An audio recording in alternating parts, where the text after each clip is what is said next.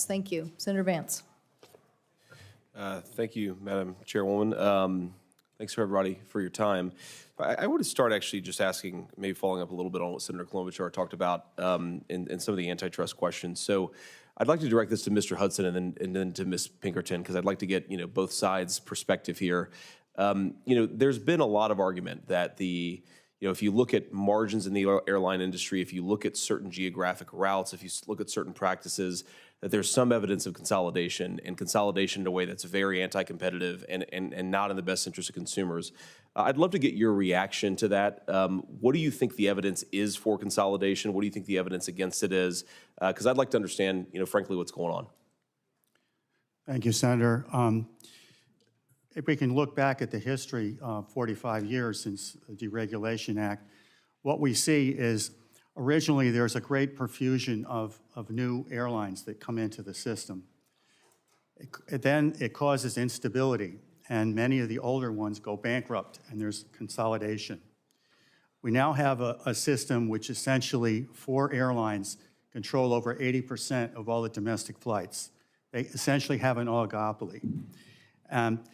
The way we think you have to deal with that is have reasonable regulation as well as competition. I'd like to quote 2 people who are really authorities in this who couldn't be here today.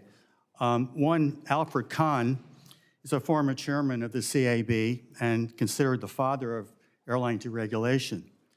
He said this about 25 years ago when the problems were really raising that we have today.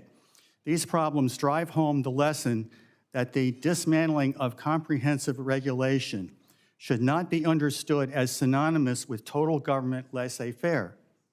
The principal policy failures over the past 15 years have been failures on the part of government to vigorously and imaginatively fulfill responsibilities that he's talking about himself really, in deregulating the industry, never intended to abdicate.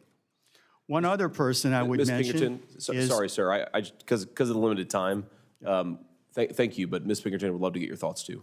Absolutely, I'll give you the evidence. And I think the first piece of data, again, is airfares, which are the fares and the ancillary fees, in the last 40 years have dropped 55%. Flying used to be for the rich. It's not anymore. We want to keep it that way.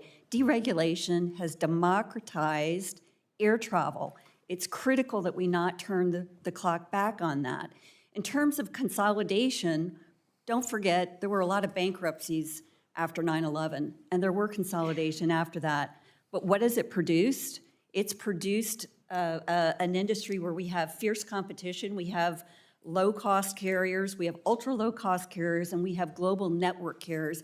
A lot of people like to make the global network carriers out to be the bad boogeyman. The fierce competition from the low-cost carriers and the lower-cost carriers means they're carrying 50% of the market today. Global network carriers have lost market share. It's gone from 72% 20 years ago to 51% today.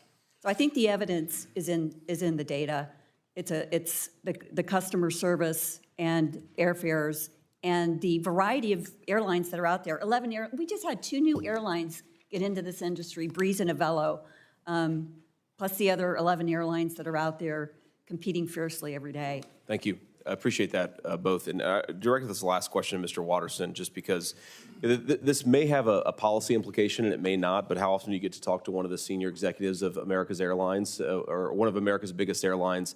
And so, I've heard this from constituents many times. I've experienced this myself. You go to the gate and your flight's supposed to leave in 20 minutes.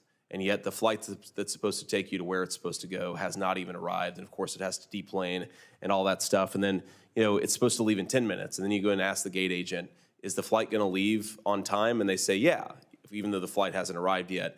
And then an hour and a half later is when your flight actually departs. I mean, that's a pretty common experience, I think, for a lot of travelers across a number of airlines. I'm just curious why you guys do that. Is there a business practice that motivates that decision? Because it seems like it's pretty obvious to everybody the flight's not going to leave on time, but there isn't always transparency about that fact.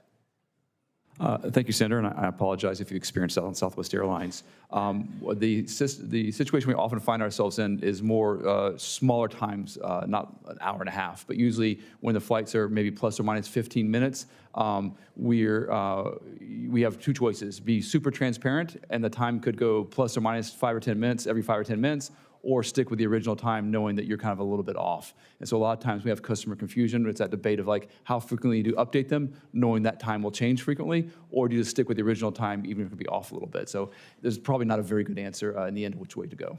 Thank you.